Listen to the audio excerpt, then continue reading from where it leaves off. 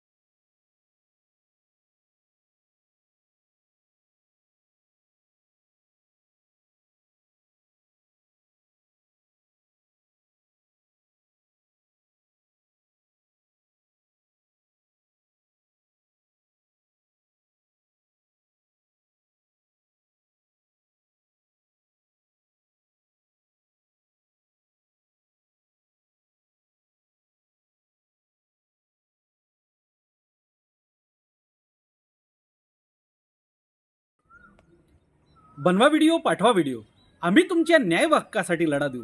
ताज्या बातम्या व घडामोडींसाठी पाहत राहा फक्त महाराष्ट्र लाईव्ह न्यूज। आजच आमच्या चॅनलला सबस्क्राईब करा, शेअर करा, कमेंट करा आणि हो, बेल आयकॉन दबायला विसरू नका। जय महाराष्ट्र।